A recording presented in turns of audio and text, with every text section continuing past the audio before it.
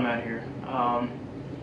Today I wanted to do a little video. I did some crowdsourcing when I first started my channel. I asked a bunch of my friends, family, co-workers what they'd like to see on the channel, and one of the resounding requests was a video about a basic emergency kit, or bug out bag if you will, and what that contains, kind of go over some of the gear and what to look for and why, and that's what we're going to do today, so stick around. Now guys, I'd like to caveat this with this is not the end-all be-all kit. A lot of it depends on where you're at, but what works for me and my kit may be different for you wherever you are in the world or the country, and so you may need to make considerations for colder weather, warmer weather, what have you. But this is just kind of a basic rundown, and you can set up your kit the way you see fit. All the gear that I have here, I'm not paid by anybody, not endorsed. This is just what I found, what works for me, what I like, and you can take your pick from that. You can also find cheaper options, more expensive options. Depends on how you want to set things up, but this is just my version of that. We'll start with three of the main considerations here when you're thinking about your kit. You're going to want to maintain your core temperature, you're going to want to maintain your caloric intake, and you're going to want to maintain your hydration. Those are three main considerations that you're thinking about here. Food and things like that, like acquiring food resources, that can come later when you get where you're going, when you've escaped whatever the tragedy or whatever thing it is you're bugging out from, whether it's an environmental disaster, kind of civil unrest as we've seen recently in the country, what have you. Your main goal is to get away from that. You want to travel light, you don't want to have a whole lot of gear, and so a lot of what I have here is keeping it minimal, maintaining your survival, but keeping it minimal so you can travel quickly and inconspicuously. You're not hauling 50 pounds worth of gear on your back. This whole kit here I think maybe weighs 15 to 20 pounds. I haven't weighed it, so don't quote me on that. I don't really have a scale or anything like that to weigh it on right now, but I can go back and do another video later on when I do, and I can perfect this as I go along as well. Another consideration is you don't want to just pack this stuff into a bag and leave it there. You want to use the stuff, you want to know how to use it, you want to go out and practice with it so that on the off chance that you need it, you know how to use it, you're proficient with it, you're comfortable, and you're not struggling. Okay guys, one of the first things I'm going to go over is your bag. You want a good sturdy bag. This one is a Kelty Red Wing 22. It's a 22 liter pack. It's not a whole lot of room. I would not use this if it were the winter time and I were trying to get out of town, like to the mountains or something like that, and I needed some more insulative gear. This would not be enough room. So as I talked about before, you kind of need to adapt it to the season and what you're going to be doing, what you're going to be going to. But this is just my basic kit right now. Kelty Red Wing 22. It's got some separating pockets, so things you need to get to quickly, you can put them up in here. It's got a pretty large main pocket here. As I've said, I really like these top loaders. You can put a water pouch in there or anything like that. You've got room there. You use that as a dividing pocket as well. You've got these side pockets here for water bottles and whatnot, other gear that you need to get to quickly. Side here. It's also got a little mesh pocket here on the outside for smaller things, and you got this nice little sturdy strap on the back, another sturdy strap here. These pads on the shoulders here are pretty comfortable. A little connecting clip up here. If you're trying to run or move quickly, you can clip that. Good to go. And it's also got a waist strap that If you wanted to strap on like a sleep system or something like that, you could clip that in there and tighten that down as well.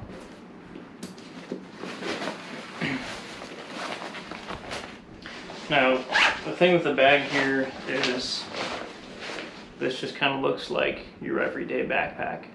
There's no camo anywhere. It doesn't look tactical or anything like that, and that's a consideration for me living in a big city center. If you're trying to get out of town, because let's be honest, people can't drive normally when a flake of snow or a little bit of rain hits the ground. They all run into one another, and that's a pretty low stress situation. Not to mention if everything's really popping off. So if you live in a main city center, you kind of want to consider the fact that you're probably going to be, if you're not bugging in, like staying in your home, you're trying to get out of town because of some natural disaster or something like that, you're not going to be getting out of town by vehicle unless you just happen to be already leading the front of the pack, and good for you. But that being said, you don't want to look too conspicuous. A lot of what I'll wear, you know, kind of earthy colored clothing, things that I wouldn't even wear these pants, honestly, because they look kind of tactical. Just some old work pants, but you just kind of want to blend in with everybody else. You don't want camo, you don't want to look tactical, you know, you don't want to be one of those guys, because people are going to see you and think, oh, that guy's got something. I bet I could take whatever he's got and I might survive. So you just want to blend in, look like everybody else, and make your way out of town. So that bag and this setup kind of makes that, or takes that into consideration. Now, I talked about maintaining your core temperature, so let's talk a little bit about the shelter system here that I have. Now, this is a very minimalist setup, but as I said, you're trying to travel light, get out of town. You don't want to be trying to find your tent, pack that in your bag, anything like that. You want to have this ready to go. And another thing is you don't want to be moving gear around from one kit to the other. This needs to be ready to go at all times. So like I've got other bundles of cordage. I don't move this between bags. This stays in my emergency kit along with these stakes and everything like that. So maintaining core temperature, whether it be in the desert or up north in the boreal forest, what have you, you're going to need something to sleep under, something to sleep on, and something to sleep in. You're trying to prevent conduction from the ground, losing your body heat through the ground. A lot of your body heat, if you're sleeping just on the ground, you're going to lose a lot of your body heat to the ground. And convection, so you're trying to keep the wind off you, keep from losing body heat that way. Alright, let's get into the shelter system. Now, on the recommendation of the Great Bearded Green Beret, you guys should go check him out, he's great. I use the Snug Pack SF Bivy, packs down nice and small. It's waterproof, breathable. I can sleep in here with, I generally just use this little Kelty. It's kind of like a whoopee, like a military poncho liner. A little tougher, and you know, I can throw that around myself, and especially in this climate here, stay sufficiently warm, maintain my body heat. So that's something to sleep in. I got my blanket there, my bivy. Something to sleep under. I've just got this military style poncho. Now, I know I talked about camo, but this is fine. Like, if you're out there, you're already where you're trying to bug out to, so this is not a problem. It'll keep you dry if you're out there hiking if weather hits. There you go, you've got that, but it also doubles as a shelter system. And something to sleep on. Now, you can use one of these like these multi-use thermal blankets here, or you could also use just an extra piece of tarp or something like that. I can throw this down, throw some leaves or some pine boughs or something underneath it, and that'll keep me up off the ground and maintain my body heat, prevent conduction. Another thing, if you're looking for a cheaper option, you can just use the 50-gallon, like 5 mil trash bags, nice big thick construction bags, and you can do what's called a browse bed, pack those full of leaves, branches, things like that, and that'll keep you up off the ground. So we got our bivvy here, got our poncho. Now, tent stakes, I keep 6 or 8 of them. It's easier to have them than it is to have to. I'm expending energy trying to make them, so it's just as easy, and they're pretty lightweight. Just throw them in there, pack them with you. Could I make them? Yes. Do I want to do it? Not really. It's easier just to have them. I've got 100 feet here worth of survivor cord, and I chose survivor cord also on the recommendation of the gray-bearded Green Beret. And the survivor cord has a waxed jute in there which can be used for starting fires if I happen to not have my fire kit, or I lose my tinder, what have you. The waxed jute will help me start a fire. I can fluff that up and use it as tinder. There is a wire in here that can be used for trapping small game, using this snare and things like that. And then there's also a monofilament, I think it's 25-pound test fishing line in here as well. So I've got 100 feet worth of all that, plus the other 3 strands that are traditionally in the military paracord. So I choose to use that. Now as far as anything else, I could also use this as like a pillow. I've got my Shimog. That's great for filtering, like pre-filtering water, things like that, filtering out some of the gunk and the larger debris. Good for tying off wounds. Good for, it's a cotton, 100% cotton, so you can cut pieces of it and make char cloth if you need to for future fires, things like that. Just all around good piece of kit. And so I'll go ahead and toss that over there as part of my shelter system. Okay, now we'll go over tools that I keep in my kit. I've got my little Leatherman here. It's Leatherman rebar. I mainly keep this in there because dealing with the wire, it makes it a little easier to make snares and whatnot. If you have some needle nose pliers for pulling things through, there's an awl, a knife, and like an extra knife, file, saw, all kinds of things in here that, if need be, I've got them. And it really doesn't add that much weight to my kit. I keep my Laplander folding saw. Keep that in there. It's pretty lightweight and it makes processing firewood, or if I need to stay out there long term, it makes making a shelter a little easier. So got that in there as well. And another cutting tool here. I've got my Mora knife companion. They're fairly cheap knives, nice and tough, reliable, and it's just a bare bones knife. Easy to maintain. It's the stainless steel. Now, if I had to change one thing, I would probably use the carbon, the Mora knife carbon, just because with the stainless steel, it's a little more difficult to get a spark. So if I was reduced to nothing but my belt knife, that was all I had on me, with a carbon blade, high carbon steel, I could still get a spark with a quartz or some sort of flint just striking on the back of the knife. I can still get a spark that way and start a fire if need be.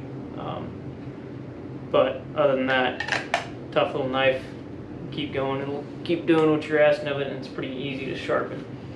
So that's my tools there. Navigation. I would have a map of the area that I'm going to, depending. I've got all kinds of maps over on my dresser over there of the area that I live in and the surrounding areas around that. So wherever I was planning to go, I would have a map. But you can I also have my Burton compass. Now I chose this one. Another one closest I can think of to the Burton, there's a Sunto MC2. That would be basically the same here. And the reason I chose this compass, it's got the mirror for signaling if I need to. So I've got that there. And I've also got a little lens on here, a little magnifying lens, because I don't keep a Fresnel lens in my kit. I probably should, and we'll make that amendment here in the near future as well. But it's got that lens right there, so it's also a part of my fire kit if need be. And for land nav, you can't beat these sighting things in, and just all you're doing, putting the arrow in the house, and you know where you're going. It's pretty easy to navigate with these if you know what you're doing.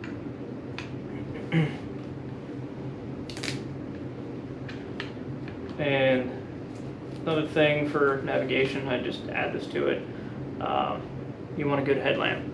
Now I like one that I can have the red light, just because if I don't want to be seen, I don't want to be my position to be given away or whatnot.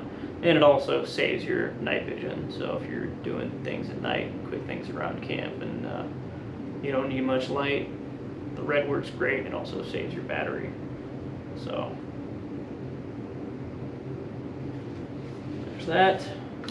I've got extra batteries for my flashlight, or for my headlamp that I keep in there. And let's move on to the fire kit. So my fire kit here, I'd like to have a lot of redundancy in my fire kit.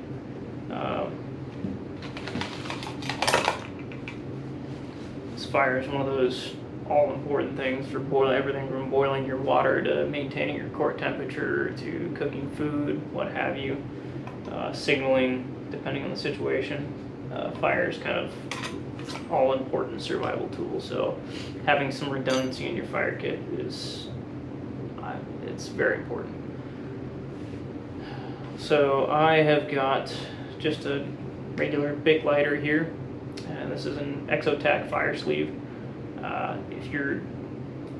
If your lighter gets wet, or if the button gets depressed in your kit or anything like that, run out of gas. So this kind of helps prevent a lot of those things that would be a problem with having a lighter in your kit. I also have a strand of that survivor cord attached to the bottom of my Exotac fire sleeve, and it's got that wax jute in there, so if need be, if this is all I happen to have, because I had it in my pocket, then at least I have a way to get a fire going. Now, as a redundancy in my fire kit, I've got my primitive fire kit here, which consists of my SE fire steel here. I can use it as a striker with a flint stone or quartz, and you can see a little divot there. It's got a divot for a bow drill. I can use that as my bow drill, and also I can use it if I don't want to use the back of my knife. I can use that to use my ferrocerium rod to strike my ferrocerium rod. Can't talk tonight. And I've got a little bit of cordage in here. Once again, it's that survivor cord. So I've got about 3 feet worth of survivor cord in there to use for my bow drill. My fire striker there / bow drill kit. And then I've got my ferrocerium rod. Just a standard ferrocerium rod here with a little striker on it. And then I've got, used to have 2 of these in here, but I had a wet start fire situation, so I've got little wet fire tinder. These will burn for a while, and it's a good way to, if you have tinder that's just not optimal, or it's a rainy situation and you need to get a fire going, these little wet fires are nice. I've also got some little sole fat rope fire starters here, and these are great. You can peel them apart and make a couple fires out of one. So I've got a few of those in there as well. They're essentially just a piece of cotton rope soaked in like an accelerant. So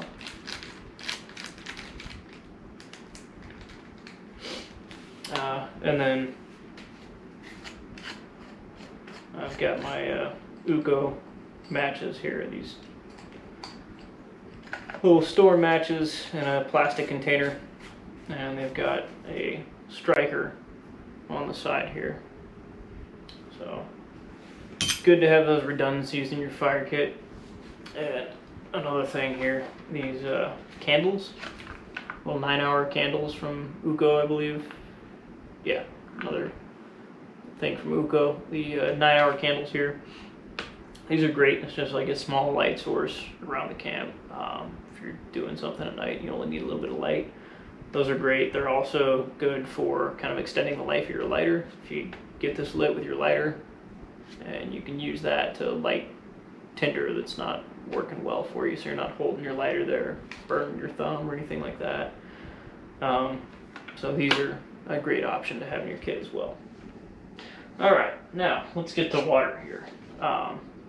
What I use for my water kit, I have a Grail water filtration system, and these are great because you can kind of do it on the run. Just take that bottom cup, scoop it full of water, put that in there, open this up, and just push that down. So you're just taking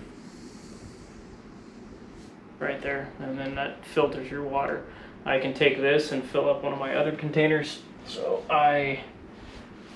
the only other metal single-walled water carrier that I have is this old flat canteen, and I keep this on me because I can take, now I've got 2 water sources, I can fill this thing up, and I can actually use this for boiling water if need be. Now as far as any kind of cooking or anything out there, I've got a little old Army pan that I take with. It's like an old U.S. Army mess kit from World War II. I like the stainless steel. It's a little heavier, but I pack that in that outside sleeve. That's actually in my kit that's going with me this next weekend, so I don't have that out right now, but I can show that to you in another video. And that's kind of my cook system, but great for carrying water. So I got that there. I can fill this up. I can use this to boil water if need be to purify it, but I also, redundancy here, I have some of these little purifying tabs, and I think they're meant to purify about 32 ounces, which is, I think this is a little less than 32 ounces, but I can, if I don't have time, I've just got to fill this up on the run. I can fill this thing up, drop one of those in there, and when I get where I'm going or I stop somewhere, that'll be purified by then, so I can drink it. Might not taste great, but it'll keep you alive. Now, if this is a kit that you're taking out just for like a day hike or something like that, you're worried about getting lost or anything, I take some of this marking tape so that if I need to find my way back, or if I get off trail or get lost, I can at least start marking where I'm at or where I'm moving, so that people can see this and kind of know where I've been. So I bring that with me as well. And then, now,